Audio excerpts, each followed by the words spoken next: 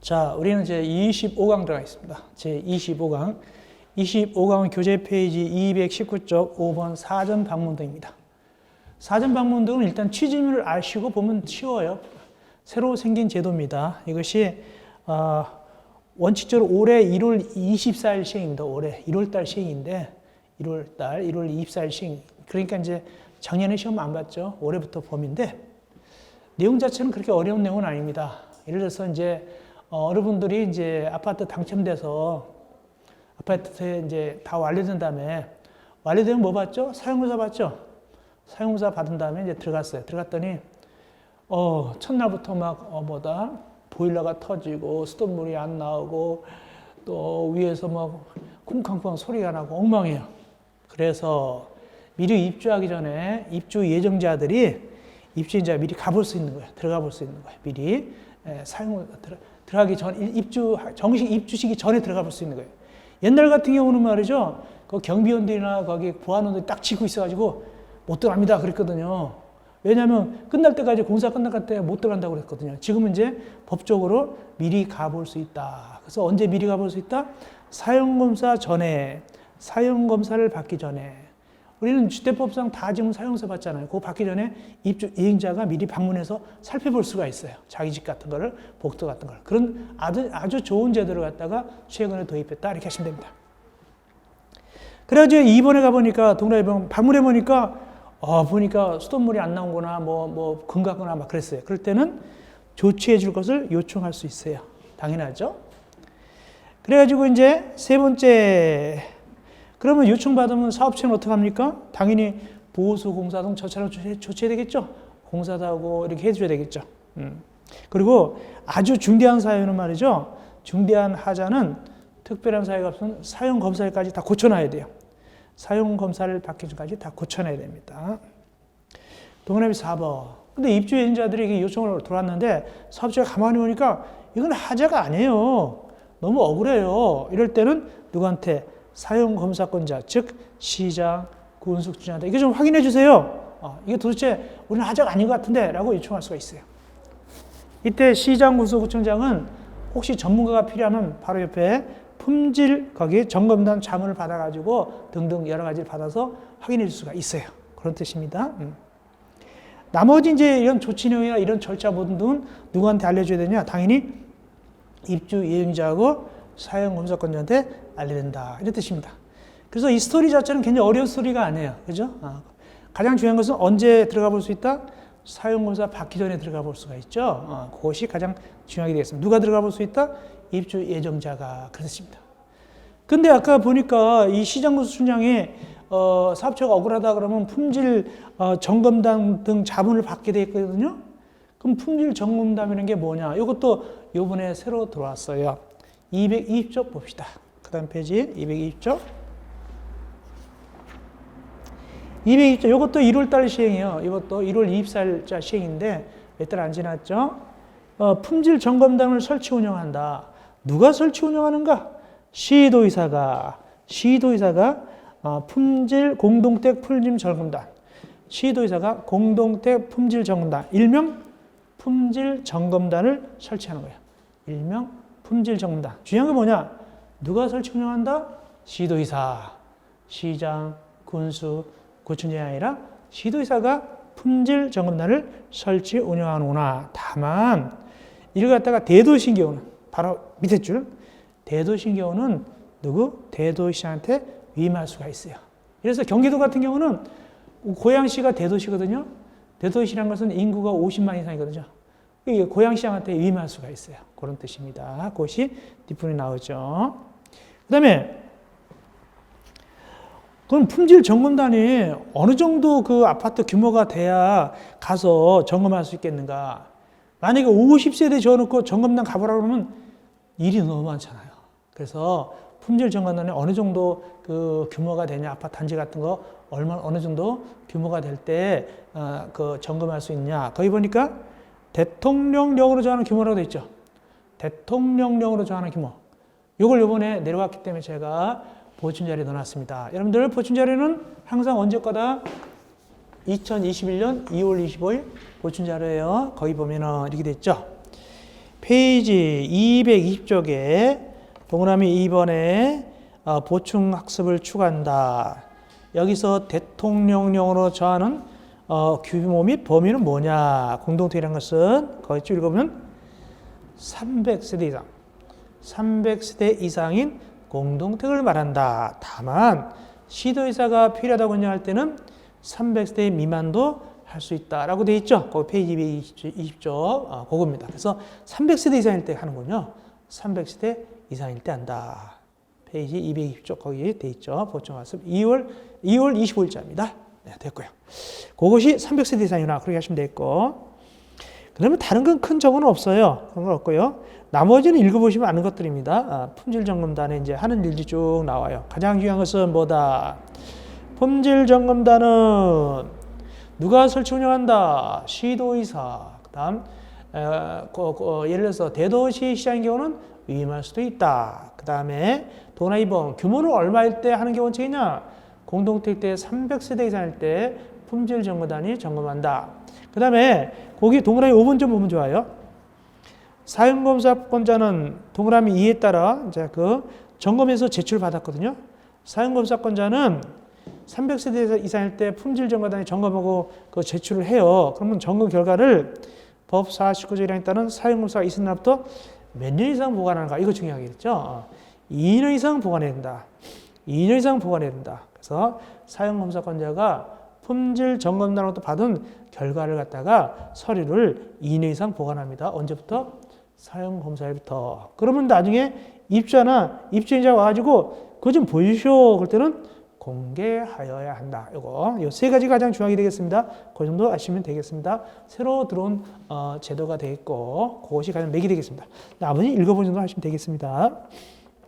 그 다음에 우리 어디 가냐면은 7번 사용검사는 특례에 따른 하자 보수보증금 면제입니다. 면제. 이거는 한시법이에요. 사실상은 한시법인데 그게 뭔 소리냐면 이미 2016년 12월 31일까지 사용자 받을 때 면제 사유인데 시간은 지났는데 규정이 있으면 말씀드리면 천천히 해볼게요. 그렇게 나올 만한 규정이 아닌데 1번입니다. 우리가 지난번 배웠다시피 사업체가 파산했어요. 누가 대신 사용자 받죠? 입주 예정자가 사용자 받을 때가 있거든요. 그랬어요. 그렇죠? 시공 보증자, 시공자, 입주인자인데 입주인자가 사용자 받을 때는 공동택 관리법 38조 1항에도 불구하고, 즉 공동택 관리법 38조 1항은 뭐냐면 하자 보수 보증금을 사업주체가 이체하도록 되어 있어요. 하자 보수 보증금을 사업체가 이체하도록 되어 있는데 사업체가 사용자가 안 받잖아요. 그럼 누가 대신 지시하느냐? 사업체 대신에 입주 예정자 대표회의가 사업체 대신에 입주인자 대표회의가 예치하게 되는 거예요. 대신 예치합니다. 근데 이번 한시법이 있어요. 그 전에 2015년 12월 30일 당시에 그 사업체가 파산 등으로 해가지고 그때 당시 이런 제도가 없었기 때문에 사용자 못 받았어요. 못 받았는데 사람들은 입주한 사람들은 입주하려는 사람은 돈은 들어왔거든요. 근데 파산됐거든요. 그러니까 그냥 그 아파트에 막 들어가 버린 거예요. 그냥. 사업체는 도망가 버리고 사용자 정식 안 받았는데 아파트에 들어가 버린 거예요. 우리 돈 냈으니까 들어가겠다고. 원래 사용자 받아야 되잖아요. 근데 문제는 뭐냐면 원래 거기 사용자 받을 때 이 사업체가 뭘 예치된다? 하자 보수 보증 예치되는데 도망가 버리고 이 사람들이 이제 주민들이 입주했는데 그때 주민들 입주하면서 하자 보수 보증을 예치했겠어요? 예치 안 했죠. 그래서 그 다음에 얼른 땜빵법을 만들었는데 바로 밑에입니다. 2016년 12월 31일까지 입주인자가 정식으로 이제 사용사를 신청할 때 언제까지? 2010년 12월 30일까지 입주인자가 정식으로 입주인자 대표가 정식으로 사용자 신청할 때 그때 니네들 하자보수 예치해. 못했지만 예치해. 하는데 면제시켜줘요. 얼마나 면제시키냐? 사용자 안 받고 이미 1년 동안 살고 있어요. 옛날부터 들어와 있잖아요. 1년 동안 살고 있으면은 너는 하자보수는 10% 면제해줄 테니까 그 나머지 90%는 예치해. 이렇게 되는 것이고 또 예를 들어서 리을에 4년 지났어요. 그러면 4년 동안 이미 살았으니까 6년밖에 안 남고 하자보수보조 최고 기간이 10년이에요. 6년밖에 안 남았으니까 거기 4년 지날 때는 70%까지 거기 면제고 이런 식으로 나가죠. 4년 지나면. 근데 10년 지났어요. 이미 10년 지났어요. 사용사 안 받고 10년 지나서 이미 살고 있어요. 2016년 10월 31일 현재 살고 있다. 그럼 10년 지났으니까 하자 보수 보증은 10년 보장하거든요. 그럼 보장받을 필요가 없죠. 돈 낼 필요가 없죠. 그래서 100% 면제한다. 그 뜻입니다. 그런 취지로서 되어 있는 것인데 사실상 지난 얘기입니다. 2016년 12월 30일까지 사후적으로 사용사 받을 때 지난번에 못 냈다고 이체하라 그 뜻인데 그때 이미 무단 점유 기간이 무단으로 들어온 기간이 2년 지났다 30% 면제하고 내고 이런 식으로 나가는 겁니다. 근데 3번에 보니까 그러면 무단 거주한 날은 어느 날부터 계산하느냐? 무단 거주하는 날을 계산할 수가 없잖아요. 그래서 거기 입주인자가 입주한 날을 계산을 한다. 입주인자가 입주한 날을 계산한다. 계산할 때, 기간 계산할 때. 그 입주인자가 입주한 날인데 그걸 또 구체적으로 뭘 보냐? 증거. 주민등록 신고일. 주민등록 신고일. 혹시 주민등록 신고가 안 돼 있으면 수도요금 영수증 같은 거, 전기 영수증 이런 거 있죠? 이런 걸로 입주날짜를 계산한다. 그 뜻입니다. 그렇게 하시면 되겠습니다. 그 다음에 이제 동그라미 4번, 이건 별거 아닌데, 입주이행자가 사용자 받을 때는 49조 2항을 준용한다. 인허가 의제를 준용한다. 그러니까 사업체가 나중에 사용자 받으면 인허가 의제 25가지 의제 있거든요. 똑같이 입주이행자가 사용자 받았어도 사용자 받았으니까 인허가 등 의제 준다. 건축가 같은 건 뭐다? 사용 승인 받은 걸 보고 등등 해준다. 그 뜻입니다. 그렇게 하시면 되겠습니다. 그림도 보시면 되겠습니다. 예, 됐고요. 그 다음 넘어가도 괜찮겠네요. 이 법은 이제 없애야 되는데 아직까지 남아있어요. 12월 30일까지 사용자 신청할 때 2016년 그때까지 이거 써먹는 거거든요. 그 후로는 이제는 이런 게 없거든요. 없애야 되는데 남아있으니까 설명드렸습니다. 그 다음에 296조 06 주택 건설을 위한 기타 제도 토지 출입. 여기서 이거 하시면 돼요. 첫째, 누가? 내 친구. 국가, 지방자치단체, 한국, 도의특공사, 지방공사, 내 친구인 공공기관이 사업계획 수립하려고 조사나 측량할 때는 또는 국민주택 사업하려고 뭘 할 수 있냐? 남의 땅에 들어갈 수 있어요. 남의 땅에 출입할 수도 있고 또 남의 땅을 이용해서 거기다가 시멘트나 철근 쌓아놓을 수도 있고 또 임시도로, 가도로 내서 쓸 수도 있어요. 이렇게 할 수 있습니다. 남의 땅인데, 그 나무 같은 거 잘라낼 수도 있어요. 그런 얘기입니다. 누구만 이런 걸 할 수 있다? 국가 등 공공기관인 사업주체만 그 뜻이에요. 또 2번, 이렇게 구민택을 건설하거나 이때 구민택 건설을 위해서 대지 수성할 때는 그걸 수용하거나 사용할 수 있어요. 돈 주고 이렇게 사용할 수 있다는 뜻입니다. 수용, 사용.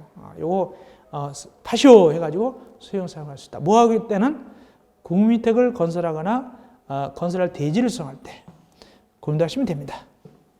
다음 2번 공토법 거기 준용 공익사업을 위한 토지 등의 취득 및 보상에 관한 법률의 준용. 수용, 사용할 때는 그 수용, 사용의 모법이 있어요. 엄마법. 만약에 도로가 수용된다. 요번에, 그렇죠. 요번에 거기 광명에, 이제 거기 만약에 광명에 신도시가 들어서면 수용당할 거 아닙니까? 그걸 보고 미리 수용당할 거 알고 미리 어떻게 한다? 땅을 사놨잖아요. 이때 더 많이 받으려고 뭘 한다? 나무 심어놓는다. 나무 심어놓으면 돈 더 주거든요. 그렇게 하려고 그랬단 말이죠. 어떤 이 수용, 사용하는 것은 이 무슨 법을 갖다가 근거해서 하게 되냐? 공익사업을 위한 토지 등의 취득 및 보상에 관한 법률을 준용한다. 그러니까 이 직원들이, LH 직원도 이 법을 잘한단 말이죠. 이 법을 잘하니까 이걸 이용하게 하는 거예요. 수용, 사용할 때 이 법을 하는. 이 법을 연구했겠죠. 물론 자기네가 하는 일 맨날 그거니까. 이때 2번. 이 법을 준용할 때는 거기 사업인정을 사업계획 승인을 본다. 이게 뭔 소리냐? 사업인정을 사업계획 승인을 본다. 이게 뭔 소리냐면은 우리가 주택법에 의해서 주택 질 때 뭐 봤죠? 사업계획 승인 봤죠? 사업계획 승인 받은 이 법에 의해서 사업인정 받은 걸 봐요. 사업인정 받은 걸 봐야 수용 사용할 수 있어요. 수용 사용할 수. 그래서 사업계획 승인 받으면 수용 사용할 수가 있다. 그런 뜻입니다. 이 땅에 대해서. 사업인정은 수용 사용 자기 생기랍니다. 그리고 다만 재결 신청은 불구하고 사업계획 승인 받은 건설기관에 할 수 있다. 요건 좀 깊은 얘기가 있어요. 여기 28조 1항, 23조 1항 뭐냐면 사업인정 고시부터 1년 내에 재개청한다. 이런 뜻이에요. 불구하고 거기 23조 1항, 28조 1항은 뭐냐면 사업인정 고시일부터 1년 내 재결 신청한다. 1년 내 재결 신청. 약간 어려운 얘기가 되겠습니다. 근데 여기서 우리는 사업인정 받을 필요가 있어요, 없어요? 따로. 받을 필요가 없죠. 뭐 하면 받은 걸로 본다고 그랬죠? 금방 주택법에 의해서 사업계획 승인 받으면. 실제로는 이제 사업계획 승인이죠. 사업계획 승인 받으면, 이게 사업인정 고시니까. 어쨌든 간에 이 공토법에 의하면 사업인정 고시부터 1년 내 재신청하게 돼요. 그게 무슨 의미냐? 이게 갑자기 1년 내 기청인데, 이걸 지킨다, 안 지킨다? 불구하고, 이거 안 지킨다. 그거 언제만 재개 신청하면 되느냐? 굳이 1년 안 지켜도 괜찮다. 거기 보니까 언제까지? 주택건설 사업기간 내. 주택건설 사업기간 내.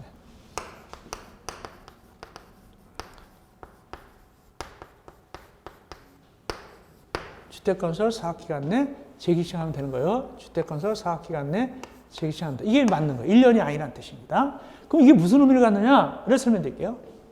자, 만약에 A랑 공공기관이 수용합니다.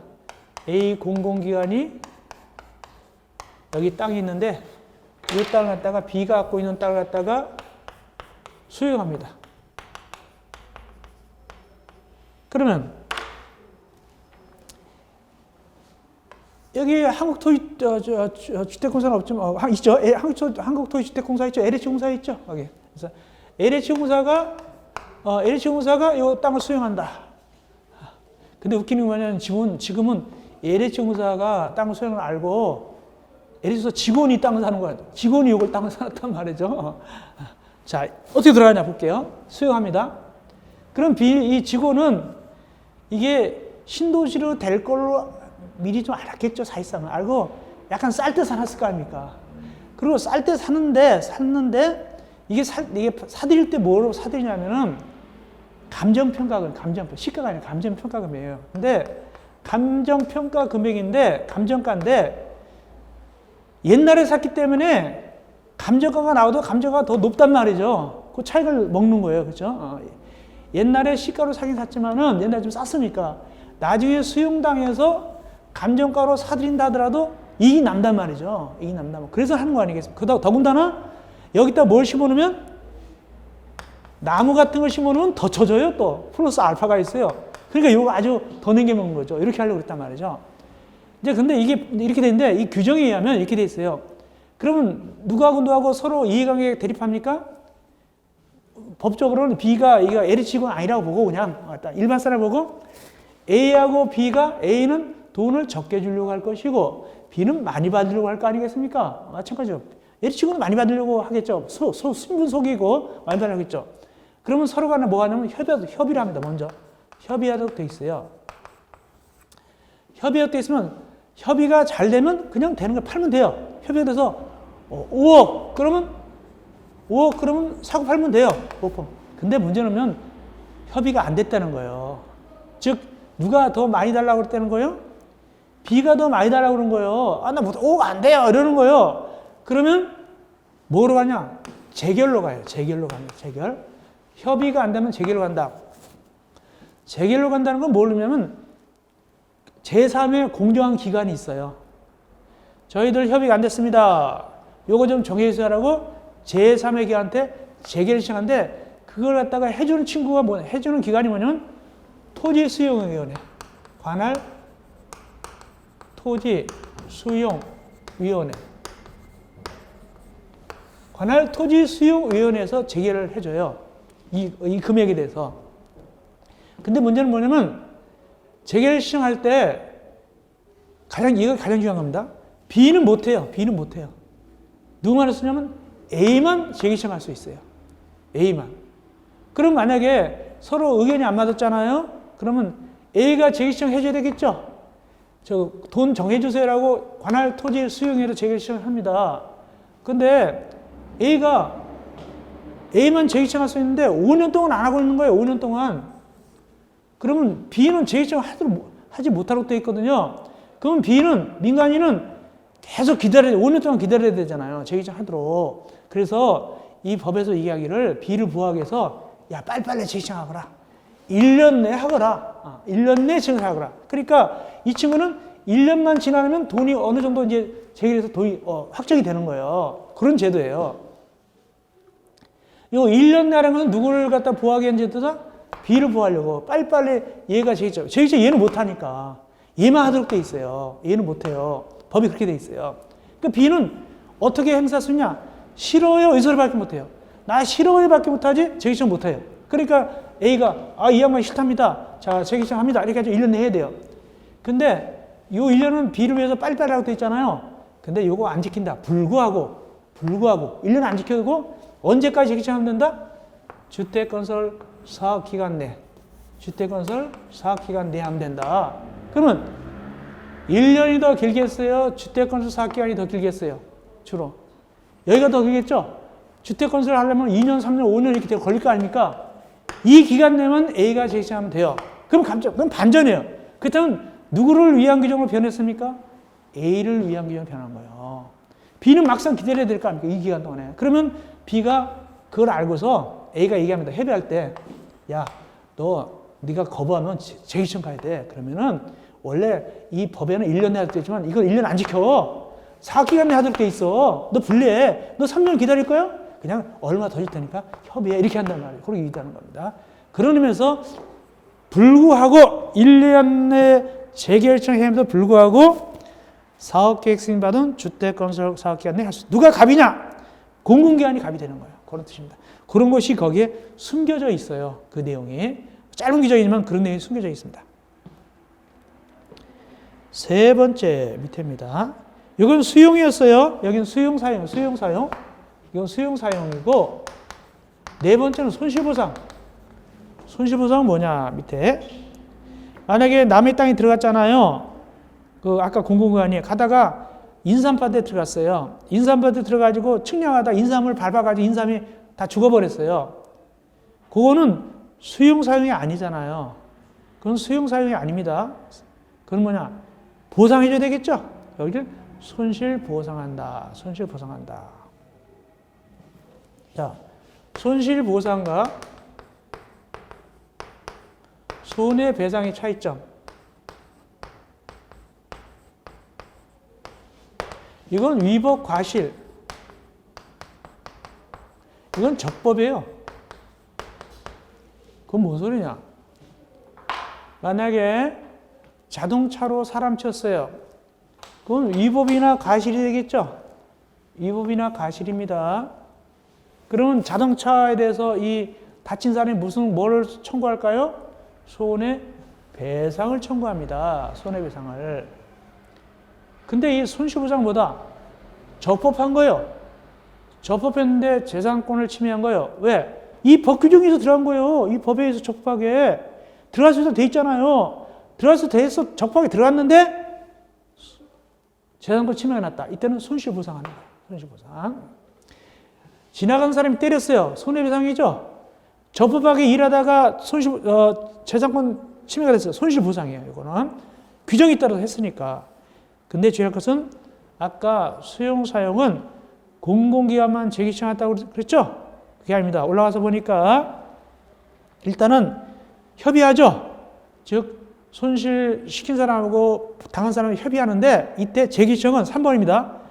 재결정은 요거 손실보상 재결정은 값만 하는 게 아니에요. 값과 을 다 해요. 요건 좀 달라요. 손실보상할 자고 입은 자가 재결정할 수 있다. 요건 달라요. 아까는 수용사용은 누구만 재결정할 수 있고 손실을 수용하는 자만 재기청할 수 있는데 여기는 보상할 자, 보상받는 자 다 마음에 안 맞으면 재기청할 수 있다. 그 뜻입니다. 그러니까 여기는 누구도 할 수 있다? 만약에 인삼밭 주인도 재기청할 수 있는 거예요. 그것이 다른 겁니다. 이해했는지 모르겠네요. 그런 애매한, 그렇게 예리한 것이 다른 것이 있습니다. 자, 그 다음에 거기 4번 토지 매수 위탁. 누구? 국가 또는 한국토지대공사. 국가와 LH공사란 말이죠. 그 손실 보상 업무, 토지 매수 업무 이런 걸 하게 되는데 누가 많이 해봤느냐? 해당 지방자치단체가 대단히 많이 해봤어요. 맨날 도시계획 하니까. 그래서 해당 지방자치단체에다 위탁할 수 있어요. 그래서 국가하고 LH공사가 해당 지방자치단체에다 위탁합니다. 이거 좀 매수 업무 좀 해주세요. 손실 보상 업무를 해주세요. 그러면은 해당 지방자치단체는 공짜로 되겠습니까? 그러는 거예요. 알았어요. 드릴게요. 하고 동그라 2번 수수료를 줘요. 고생했다고. 그래서 거기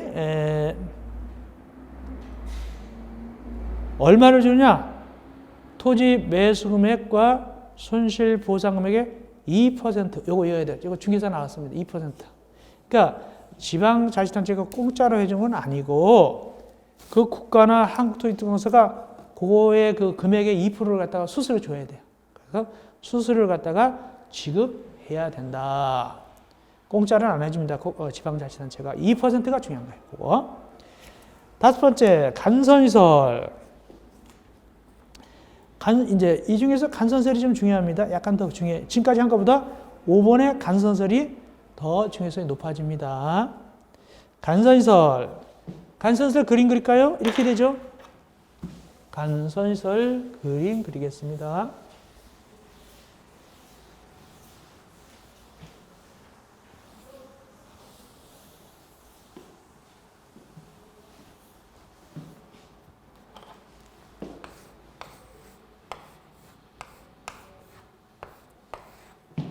뭐라고 그랬죠? 우리가 간선시설, 여기가 기간시설, 여기가 기간시설,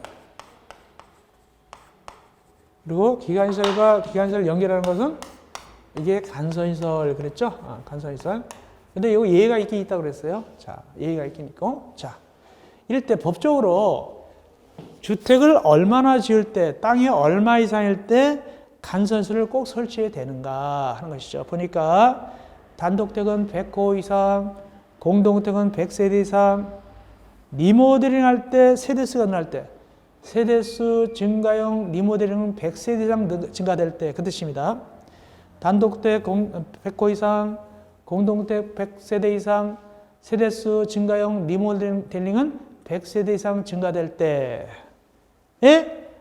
간선시설을 설치해야 되고, 또 대지 면적 기준은 얼마일까요? 대지 면적 기준은 16,500제곱미터 이상일 때. 왜 또 16,500이냐? 1만이고 15,000, 왜 16,500이냐? 한 평은 3.3제곱미터 5,000평. 5,000평 계산해보면 16,500 나와요. 그래서 5,000평을 연상하면 돼요. 어쨌간에 16,500. 이럴 때 간선시설을 설치한다. 그러면 누가 설치해야 되느냐? 밑에 박스 누가 설치할까? 도로 상하수는 지방자치단체가 설치하고 전기, 통신, 가스 같은 거는 공급하는 자가 설치하면 되고 우체통은 국가가 하면 되겠죠? 이렇게 하면 되는 거예요. 그거 아시면 되겠습니다. 그렇게 넘어갑시다. 그러면 언제까지 설치하란 말이냐? 언제까지 간선시설을 설치하란 말이냐? 사용검사가 끝날 때까지, 사용검사일까지 설치를 한다. 비용 부담. 누가 비용을 부담할까? 누가 비용을 부담할까? 비용 부담은 거기 설치 의무자가 부담한다. 설치 의무자가 부담하게 되겠습니다. 설치 의무자가 부담하게 되겠습니다. 다만 거기 도로 상하수는 원래 누가 설치했죠? 지방자치단체가 설치했거든요. 아까 앞에서. 근데 50%까지 누가 부담할 수 있다? 국가가 보조할 수 있다. 이런 특색이 있어요. 그리고 특색. 그리고 2번 전기선. 전기 간선설을 전봇대로 하지 않고 어디로 할 때? 지중설로 땅속으로 묻을 때. 요즘 아파트는 다 전기가 땅속으로 묻어 있잖아요. 이렇게. 땅속으로 묻을 때는 그거 전기를 공급하는 자고 땅속으로 묻어주세요라고 요청한 자가 각각 반부담 50% 비율로 부담한다. 각각 반. 다만 사업지구 밖의 기한시설부터 사업지구의 가장 안에 가까운 주택단지 경계선까지 바깥에까지 그건 업자가 부담해야 돼요. 거기까지. 아파트 단지 입구까지는 가까운 단지 경계선까지는 업자가 부담한다. 전기 심는다 하더라도 땅속으로 간다 하더라도 그렇습니다. 그 다음에 설치 절차 등 1번 사업계획 승인권자는 뭐냐? 누가 아파트 2000세대에 들어가는 거 누가 제일 먼저 하느냐? 사업계획 승인권자가 제일 먼저 알아요. 왜? 자기가 사업지 내줬으니까.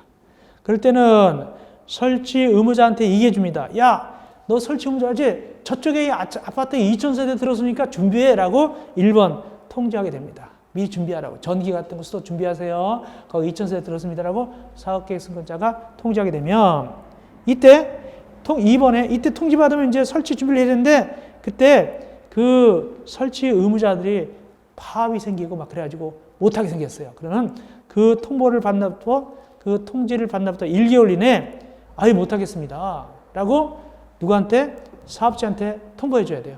아파트 건설회사한테 못하겠습니다. 또는 언제까지 하겠습니다. 라고 통보해 줍니다. 그러면 이 사업체는 이제 골치 아픈 거예요. 안 하면 못하겠다고 그러니까. 그때는 어떡하냐? 아쉬운 자가 우물 판다고 동그라미 4번. 자기가 자기 돈 들여서 해요, 일단은. 그래서 지방자치단체는 거기 사업체가 자신 부담으로 이거 4번 말고 동그라미 6번부터 봅시다. 동그라미 6번 봅시다. 동그라미 6번입니다. 설치문제가 못하겠대요. 언제까지? 사용분석까지 못하겠다는 거예요. 그때는 큰일 났네 하고 사업체가 자기가 돈 들여서 자기가 한다. 사업체가 자기 분할로 설치하고 돈 비용을 누구한테 달라고 한다? 원래 의무자한테 돈 달라고 비용을 상환을 청구할 수 있다. 그러니까 일단은 건설회사가 설치하고 그 다음에 의무자한테 돈 달라고 그러는 거예요. 왜 건설회사가 이렇게 다급할까요? 전기, 수도, 가스 다 들어와야지 입주시키고 잔금 받을 거 아닙니까? 근데 안 들어오는데 누가 수도도 안 들어 입주하겠어요. 그러니까 사업체가 자기 돈 들여서 한단 말이죠. 그리고 어떻게 한다? 원래 의무자한테 돈 주시오라고 상환을 청구할 수 있게 됩니다. 근데 그러면 누가 나중에 돈 줘야 된다? 설치 의무자가 돈 줘야 되는데 그 자세한 내용이 어디 가느냐? 225쪽 제일 위에 간선시설 설치비의 상환입니다. 간선시설 설치비의 상환이 되겠습니다. 즉 사업체가 간선시설을 자기 돈으로 설치할 때는 의무자하고 계약을 맺어야 돼요. 상환계약. 내가 하지만은 너 돈 줘야 돼? 라고 계약을 맺어야 돼요. 그러면 돈을 언제 돌려받기로 계약 맺느냐? 2번. 상환기간은 사용검사부터 3년 이내로 해야 된다. 사용검사부터 3년 이내로 해야 된다. 3년 이내에 돈 받기로 하면 돼요. 근데 비용 밑에 3번은 그냥 읽어보면 되고 그건 별건 아니고 그렇게 하면 3년 이내에 돈 받는다. 그 다음에 이제 한 가지 좀 이상한 게 있어요. 아까 하다 말았는데 동그라미 4번 일단 말했잖아요. 그거 설명드립니다. 너무 어려워서 안 나올지 모르겠지만 해야 되겠습니다. 지방자치단체는 사업체가 자신의 부담으로 지방자치가 설치하는 도로상하수도시설에 해당하지 않는 도로상하수도시설에 설치 요청할 때는 이에 따를 수 있다. 이게 뭔 소리냐를 설명드릴게요. 칠판 보셔야 되겠네요. 이게 도로상하수도. 자, 이게 도로상하수도는 누가? 도로상하수도 누가 설치한다고 배웠냐면 그 앞에 보면은 지방자치단체라고 해요.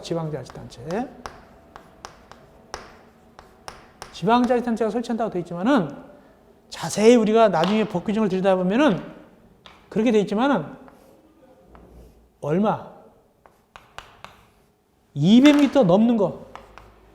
200m 넘는 것만 지방자치단체가 해요. 알고 보면. 원래 어쨌든 도로 상하수도 누가 설치하냐? 그럼 누가 다 한다고 한다? 지방자치단체라고 얘기해요. 근데 굳이 잘 들여다보면은 200m 넘는 건 지방자치 하는 거예요. 그럼 200m 이내 누가 하느냐? 이건 사업체가 해요. 사업체가.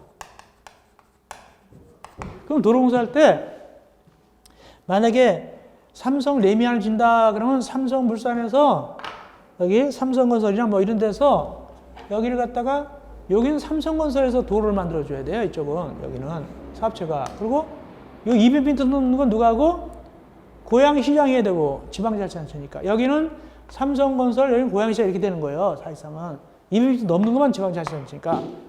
그럼 보기가 싫잖아요. 그래서 여기 사업체 측에서 삼성 측에서 누구한테? 지방자치단체에다가 아유 여기 공사하시는 거 여기 200m 요거 우리가 할 것 좀 해주세요. 우리가 하는 것도 좀 해주세요. 야 내가 왜 니네 거 해주냐? 돈 드릴 테니까 이왕 하시는 거 요것도 좀 해주세요. 라고 얘기하는 거예요. 그러면은 지방자치단체가 요거 의무는 없어요. 그냥 해줄 수가 있어요. 돈 받고. 그 얘기입니다. 그래서 거기 지방자치단체는 사업체가 삼성건설이 자신의 부담으로 지방자치단체가 설치하는 도로 및 상하수도시설에 해당하지 아니한 도로, 상하수도, 거기 200m 이내, 200m 이내에 설치 요청할 때는 이에 따를 수 있다. 누가? 지방자치단체가 해줄 수 있어요. 돈을 받고. 그런 뜻입니다. 자, 이어서 225쪽 6번 공공소래 귀속 등 좀 복잡한 얘기인데 해드릴게요. 해보겠습니다. 동그라미 1번 정도만 하겠습니다. 사업계획 승인받은 사업주의 토지에 새로운 공공시설 설치하거나 기존 공공시설 대체하는 공공시설을 설치하는 경우는 그 공공시설 귀속에 관해서는 국토법 65조 99를 준용한다. 이때 개발행위에 관한 자는 사업체로, 개발행위에 관한 사업계획 승인으로, 행정청 시행자는 한국토지특공사 지방건설로 본다. 이런 뜻이 나오죠. 자, 이런 얘기입니다. 이렇게만 생각하시면 됩니다. 지금 한국토지주택공사하고 누가 나옵니까? LH공사하고 누가 나오죠? 거기 지방공사 나오죠? 지방공사.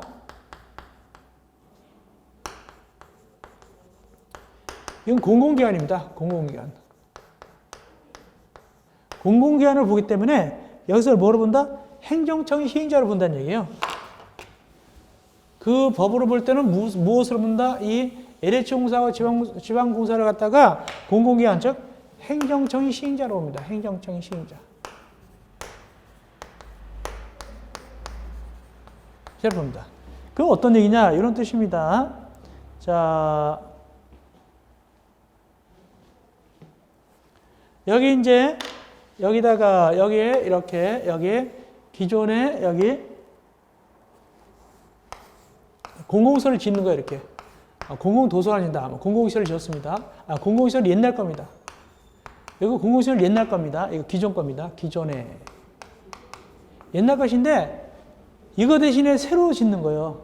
개발하면서 어떻게 이 공공시설 대신에 새로 멋있게 공공시설을 갖다 이렇게 지었어요. 이렇게 새로 공공시설 새 거 지었습니다. 공공시설 이렇게 지었습니다.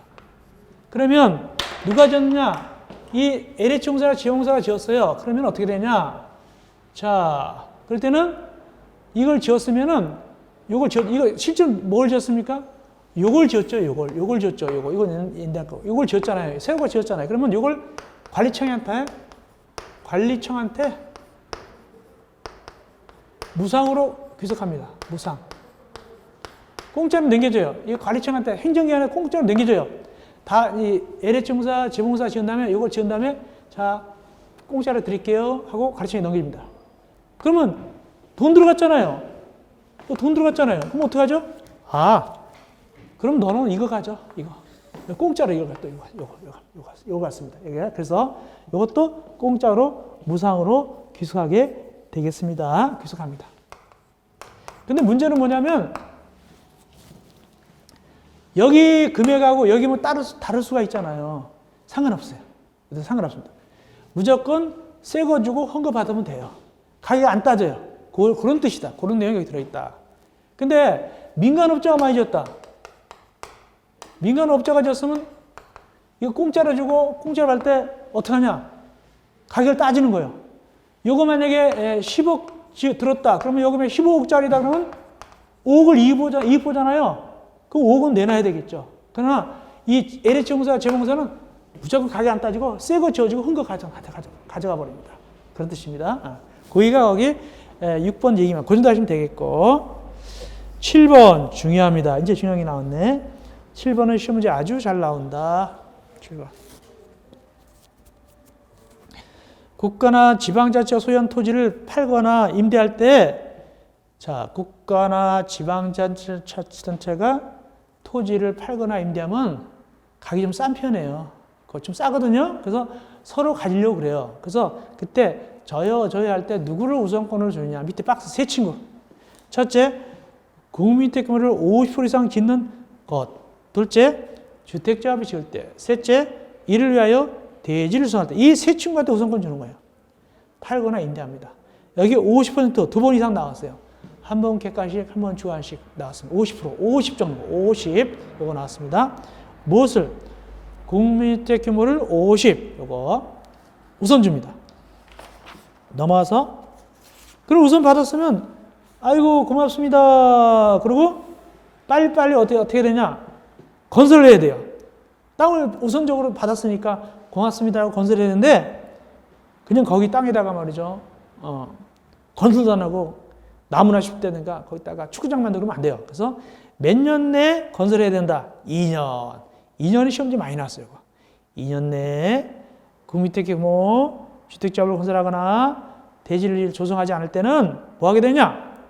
2년 내에 2년이 나왔고 두 번째 어떻게 해야 되냐?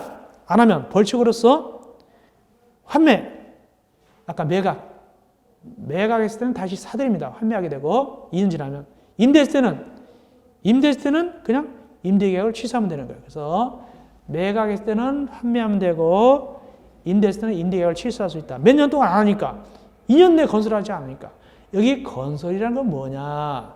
시작을 착수를 얘기해. 착수. 2년 내 건설. 이건 착수를 얘기합니다. 2년 꼭 외우세요. 그 다음에 8번. 8번도 많이 나왔어요. 8번도 많이 나왔어요. 이것도 중요합니다. 제가 중요한 건 중요하다 얘기해요. 환지 방식으로 도시개발 사업으로 조성된 지역 활용. 환지 방식, 도시개발 방식, 거기에 조성된 지역 활용. 이게 뭔 소리냐를 설명드리면 이런 얘기입니다. 거기 도시개발 사업이 나와요. 도시개발 사업. 도시개발 사업이란 무엇인가? 도시개발 사업이란 무엇인가? 도시개발법에 의해서 사업하는데 도시개발 사업 방식은 세 가지가 있어요. 세 가지가 있습니다. 한번 한 것 같은데 수용 사용 방식, 환지 방식, 혼용 방식. 혼용 방식 뭐라고 그랬죠? 수용 사용하고 환지하고 섞어서 하는 거라고 그랬죠? 환지하고 섞어서 하는 겁니다. 이게 바로 환지 방식인데 이때 이 환지 방식을 설명드린다면 이때 수용 사용 돈 들고 사들이는 거죠.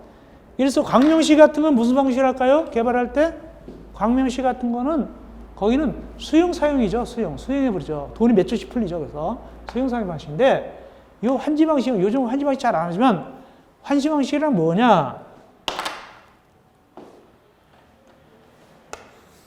이렇게 이전에 개발하기 전입니다. 개발 전 이렇게. 그 다음에 개발 후 환지 방식, 개발 후.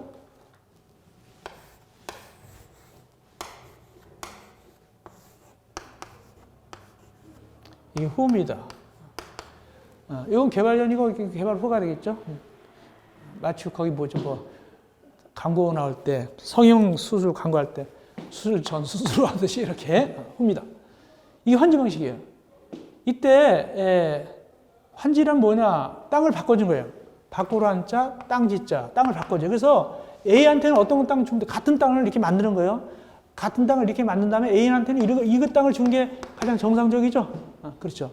A를 갖다가 이거 좀 이상 거리 완전히 좀 다른 데 주는 거 안 되겠죠. 이런 식으로 주게 되는데 이게 환지하게 되는데 환지 방식은 돈이 적게 들어요. 바꿔주니까 바꿔주고 조금 차이만 정산하면 되니까 돈이 조금 드는데 그래서 돈이 들어가면 들어갑니다. 이때 이 개발 사업을 보태쓰려고 일부 땅을 이렇게 채비지라고 이렇게 취임을 해요. 채비지. 이 채비지를 만나면 이걸 팔아요. 팔고 나는데 돈 생기잖아요. 이거 보탰어요. 채비지를 팔거나 해서 이걸 보탰습니다. 이 채비지가 싸거든요. 약간 싸요. 그래서 이걸 원하는 사람들이 많아요. 채비지. 그래서 채비지는 어디서 나온다? 수용 사용 방식이 아니라 뭐다? 환지 방식이 나오죠. 그래서 거기 꼭 환지 방식이라는 말이 나와요. 봅시다. 채비지.